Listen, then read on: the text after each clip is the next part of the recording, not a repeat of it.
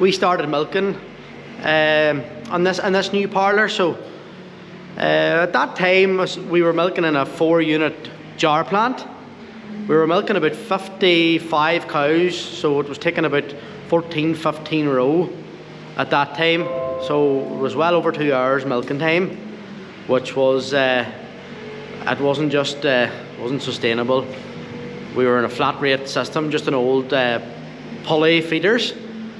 So we had no, also at that time we had no way of other feeding, so we had no outer parlour feeders. We had no way of diet feeding. The way our feeding passage was kind of tucked into the shed, so you couldn't, a diet feeder just wouldn't have worked for us. So we thought about it. We knew what we kind of wanted in our head. We wanted something modern that was going to sort of stand the test of time for a wee bit. We weren't sure whether to go robotic or parlour, but at the end of the day it just came down to financials and a wee bit, I suppose, planning for the future. My problem was with the robot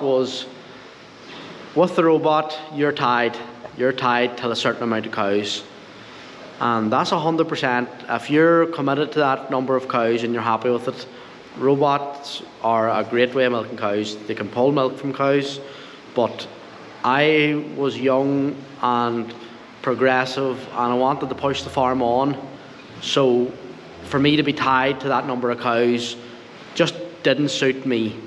So this is why we went for this. I'll just turn these around here. So it's an 8-unit Dairy Master. ACRs, we got these, were actually new at the time, the Commander boxes. Personally, if I was to do it again, I don't think I would put them in again. Not because they're a bad job, it's because we do not use them, if I'm being honest. Now, they do tell you a lot of information. You can draft cows out, and you can do all sorts of it. There's piles of functions on it to determine what she gave her in her last milking and all that. Now, there's lots of information on it, but a lot of that information is not needed, if I'm being honest. A lot of that information can be got in the farm office, and it's only a couple of feet away from me. So personally, I would have went for a lesser spec in them screens. Our stall work, as you can see, has an extra 4 spaces. So it's an 8-unit left for 12. Another thing we did put on her is, as I was saying there, feed the yield, and that is a fantastic job, I have to say. Cows are fed very accurately. The way we work, we feed a flat rate in the diet feeder, and then cows are topped up in the parlour here with feed the yield, and that works very, very well. Another thing we did, we put auto ID in. See that screen? So when the cow is coming through here, that blue screen there picks there's an ear tag in their right ear. It picks them up, and the way we have it set is, so once cows are red at the back, we have set an appetizer feed, which is great for getting cattle into the head locking gates. So as they're coming in, every cow's red, they're being dropped. A little bit of meal has been dropped, and it's a great way of getting them in, especially training heifers. It's a great way of training heifers, encourage them to go in. And then what we can do, which is a great feature again, is you'll see them opening and closing. So once they're in, we close that down. That locks their heads in place and just leaves it that they can't take their heads out and annoy other cows. Another thing that we did want was, we wanted to milk at 90 degrees. In my older parlour, cows were sitting way off to the side. You were nearly reaching in and trying to get the clusters on her, and you're like, if you had a bad kicker, like, you could have got very badly injured in that older parlour. So going from that to here, 90 degree, was definitely a way we wanted to go. Lovely way of milking cows. Everything's in front of you. She just stands perfectly, and it's operator comfort. Definitely a very good job. Another thing that we did want as well was we wanted somewhere to handle cows. At the time we had a 2-cow crush, so handling facilities was essential for me, and I wanted somewhere that I could foot bath cows and draft cows out for scanning or doing feet, or somewhere that you weren't having to go in to pick them out of the shed. You were just have to, there for instance now, we can put them into this area where that wee tractor is for scanning or doing feet or something, and it works great. Like, this here was very important for me. Before we done this, we were kind of relying on bandaging feet for dermatitis and stuff. We had no way of foot dipping of any description, so this here was very, very important for me. We spent the money here. This wee section alone here, you're probably chatting about £3,000. What we done here, on advice, this was designed for pre-dipping. So the idea of this was that once a cow went into this section here, she would get her feet washed, and then by right she would have dunged in that bath, so that when she went into the second bath, that was a stainless steel bath. So it's stainless steel, so it won't rust with any of them chemicals, so it should last, it should stand the test of time. What we did do as well there, stock board both sides to protect the bars, and also this here, which was an excellent job as well. What runs up the inside of that is blue pipe, just normal alkathene. That takes my foot bath and stuff from a loft, which I'll show you here now in 2 seconds. And yes, it's the end of March and it's snowing. I'll just say no more. So, as you can see, this is our foot bathing pump. So this is a dosatron pump. What this does is, this works with the flow of water. So you see, that's our water feed, comes in here, comes down, and then this side, it goes in through this, and the actual flow of water forces this pump to suck out of this barrel here. So it sucks out of that barrel, and where it goes then, this goes out here, in there, and it follows that track the whole way along, comes over there, and down in that crush there, I'll show you now, I have a tap. So all I have to do is turn that tap on. That tap then engages this pump, just turns the water on, and the flow of water will suck that up to whatever percentage we're using. To be honest, I leave her on 4. She's on 4% there all the time, so it's quite a strong mix. We bath probably 3 times a week, so they'll get 3 runs through the bath, so it's 3 milkings, and then that's changed and then go again. So we're basically bathing every day of the week bar Sunday. This is a formaldehyde blend. We have tried numerous different products. We've tried just using copper sulfate in the bags. We have used Provida, which look, good product. For me, it was just a little bit expensive, and I didn't think it was getting me value for money. Now, to be fair to them, what they did say is you need to be bathing every day. They would have told me it needs to be like teat dipping a cow. That's how often you need to be foot bathing, but I was running into a lot of money, and to be honest, we were still having niggly problems. As I say, every farm's different. There's different bugs and bacteria in every farm. So a product that works for me, which is this, mightn't work on somebody else's farm. So I'm not running the company down. It just didn't work for me at that time. So we came on this stuff. It's actually Erwin's Feeds. They have a shop as well, so we buy it through them. They deliver to us. It's 200 litre barrels. It's formaldehyde and zinc and copper and a whole different load of things in it. But for me, and I know it is dangerous, it's the formaldehyde that's key to keep cows' feet right. So we've been using that product now probably 2 years now at this stage, and couldn't recommend it highly enough. As I say, it works very well for us. Doesn't mean to say it'll work on everybody's farm, but we think that's a great product.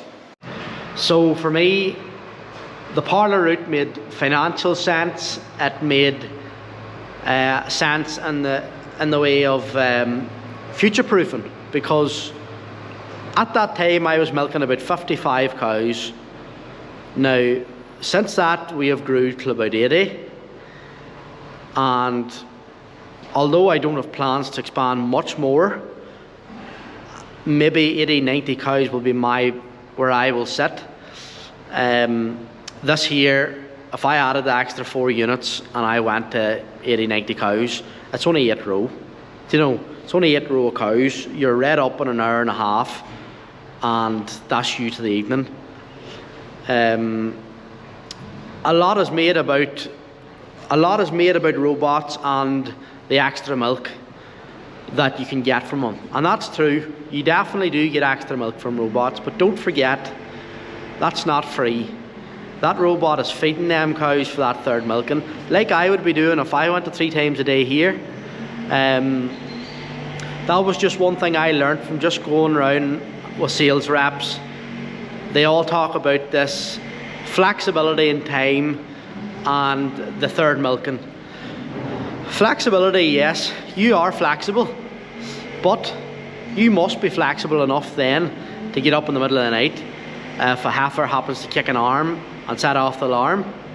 So don't take it as I'm going to be working less. It's different, but any good robot man will tell you as well, if they're honest enough, you have to spend the time with it. You have to spend that an hour and a half with them. And from my point of view, I can come in here and get read up an hour and a half, click the button off, and that's me done. Not worrying about if I go away for the day and something kicks it off that I have to run back or get torture somebody to go and sort the robot out. If I milk my cows, turn the button off, I know they're milked, and I've seen every cow that morning or that evening, and you can go away in the peace of mind then. But just be mindful that if you're coming from an old parlour, they're not magic, like they're not going to solve all your problems. So just be a wee bit mindful of that. That's just my experience and opinion of being through that whole decision making process. So I'll give you a wee bit of background about myself. I actually wasn't brought up on a farm, but I was up here every Sunday. I would have milk from my uncle. Always loved farming, and as my mother said, she tried more times to put it out of me and put me off it, but it only made the love for it stronger.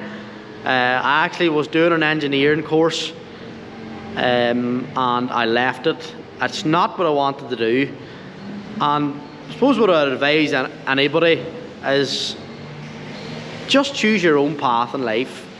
You know, don't listen to what everybody else is telling you. At the end of the day, you're a long time working, so do what you love. No matter if there's not enough, you know, everybody told me no money in farming, none of this, that's grand, but I would rather make nothing in farming and love it than make a fortune in something else and hate it and dread going to my work. So that's what drew me in farming. I loved farming, even though I didn't come from a farm. The passion was always there. Once I left the course for engineering, I went to a big dairy farmer, and I suppose I learned the tricks of the trade and how things were done. I suppose my uncle here would have kept the place very well, very, very clean, and the place was spotless, but wouldn't have been up to date in, I suppose, modern practices. And I suppose I wanted to go out and see more of what's been done now in modern times. I suppose everything was done, I suppose, the old way here, which worked for a long number of years, but I suppose I wanted a wee bit more progressive and keep things up to date as such. So I done that and eventually came back here, and at that time my uncle actually had cancer, so he had took sick, and at that time he had asked me to come up and take over the farm, which was a big step for me because that was 2014. That's 10 years ago now. I'm 28, so I was 18 when I actually had took over the running of this farm, which was, look, it wasn't easy. I'm not going to beat around the bush. It was probably something I probably shouldn't have done it, but to me, I had no other choice.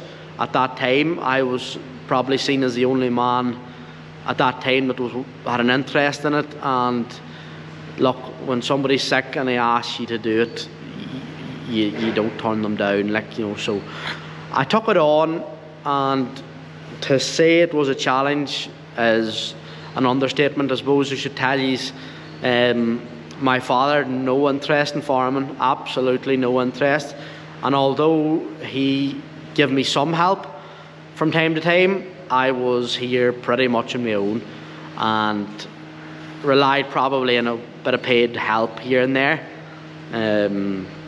So it was tough. It was tough mentally on me. It was a big step from just being a farm labourer to coming in and taking over, I suppose, financial controls and, you know, dealing with accountants and banks and ordering mail and, you know, all the things that come with farming. Like, I suppose it was a massive learning curve for me, and probably something that has really grew me as a person. I probably would be the better of it now. I could handle a lot more in terms of pressure. A lot of things wouldn't faze me now because I suppose I came through all that, and it learnt me a lot of lessons. Biggest lesson I got, for instance, I took over the farm in 2014, probably started thinking about updating in 2015. We all know what milk was like 2015, 2016, 2017. So when I done this behind me, and I'll never forget it, when I signed the dotted line and done the deal for this parlour, it was May 2016, milk was 16p a litre, but the euro at that time was 72p a litre, or 72p versus the pound. So it saved me a hell of a lot of money doing it at that time. But to say I suffered for 2 years, 3 years after it was an understatement. It scared the daylights out of me. But it was the best decision. It was the best learning curve I ever got, because it put the fear in me. It humbled me. If I had went in and done this when milk was 50p, like it was a year or two ago, my tail would have been up, and the fancy machinery would have came very early on when it wouldn't have suited me. So doing this at a bad time taught me a lot of lessons. It taught me not to panic when milk's doing well, and also not to panic when it's not doing well. It's a balancing act. Try not to overextend yourself debt-wise, but also spend money. Keep moving forward, because everything you do in your farm only increases the asset value of it. You're increasing your asset, which then allows you to grow further in the future, which we have. Another reason I think I'm blessed why I went Parlour was in 2017 we got the opportunity to go look at hen houses. Eggs at that time, there was a huge demand for more houses. So the accountant mentioned to me, and I says, right, I'll have a look at it. And we went over to England at that time and looked at a few houses, and really liked it as a business. The thought of diversifying really appealed to me because I had seen the volatility that was here. Now, ask me, what would I pick? My heart lies this side of the yard. I'm a cow man. I love working with cows, but I do like working with hens as well, and it's different work. It's management more so. These girls are hands-on, whether the hens are a lot more about management and picking up on small details, because any wee thing that goes wrong over there can be huge. Like, it's not one hen that gets sick, it's 1,000. You know, worms, for example, if you have a cow took really bad with worms or something, you have a cow sick. If you have bad worms in a hen house, you have loss of production, mortality goes through the roof. So it taught me probably to be a better stockman as well. But that opportunity came to me just as we were getting on our feet again after having a couple of bad years just with milk price, and we were under financial pressure. Like, we'll not beat around the bush because of milk price. We had spent a lot of money at that time. Like, so the opportunity, when that came to me, I says yes, because I thought we just needed something else as a backup. So moving forward, we broke ground 2020 on that project. That was 3 years of planning and just the hell that comes with planning permissions that most of you will know. We broke ground on that. It was February or this time of year, maybe March 2020. First, our birds then went in at the end of July 2020, and I should mention as well, just as we broke ground on that, a piece of land came up just at the end of my lane, and you couldn't write it. Like, land availability here where I am hasn't come up in generations, but as luck would have it, it came up at that time. And what could we do? Only we had to buy it. So it was just, once you drive out at the end of my lane, one field was to the left and the other one was to the right. So I couldn't not buy it. It was going to take me out to the end of the roadside. So that bought it, and that I suppose came with its own pressures and stuff. But as the man says, you don't get the second bite of the cherry at those sort of things. They come up once in a generation most of the time. So we took the chance and we actually bought that. And I suppose that's why we have upped the cows as well as putting up the poultry house. As I should say as well, it's a free range egg laying house, and we supply skay eggs. At the time we were supplying ready egg at the very start, but then they purchased skay eggs, which meant they had access then till a supermarket egg as such, whereas before that they were more focused on manufacturing egg, which would be, they would do a lot of scrambled eggs, meringue nests, anything you can do with eggs they do. So they break eggs up there. They're not interested in how the egg looks or any of that sort. They break the eggs and manufacture them into a whole different range of products. So we moved over to Skye simply because it was going to gain us extra money. Once they had purchased Skye eggs, we moved over. It meant we had to grade our eggs. Takes a little bit more time, nothing major, but it means we're getting a hell of a lot better price for our product. So yeah, that land sort of threw a spanner in the works, and that is why we upped our cows. We upped our cows till about 80 cows now. That's kind of where we need to be, I feel, just till make a decent standard of living and keep the bills paid. So we're going to be sticking at that number, 80, 90 cows from now on. I don't think I will go more than that, because we have 85 acres here and a block. We're going to be keeping our cows in all the time. I don't want to get to a stage where I have to take on another full labour unit and start taking ground here, there and everywhere. Don't think it makes sense. If I can make that work at 80 or 90 cows, I'd be better off than just trying to push numbers. Our plan is to improve the genetic performance of these cows. So just keep the 80 to 90 best cows I can keep, instead of keeping 120 or 30 of, you know, just keeping any sort of cow. Only keep the best and sell the rest as such. And we're going to go that more premium type animal, just till I suppose try and drive profits as much as possible.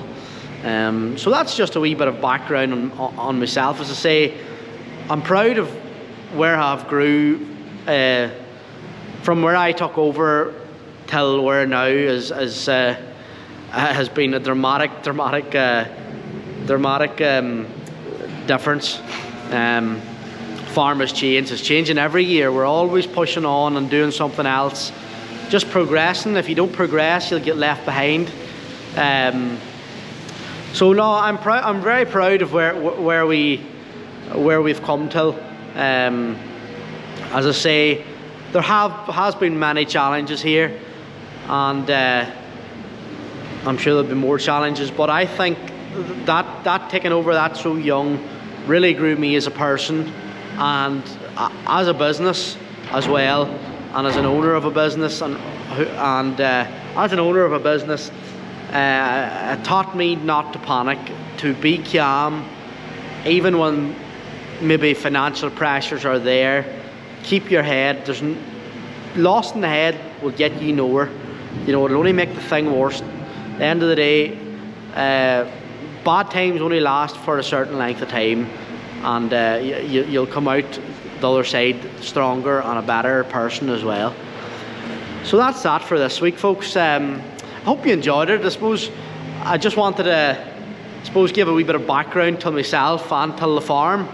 So if you like this video, hit the subscribe button, click the like button, and we'll see you in the next one.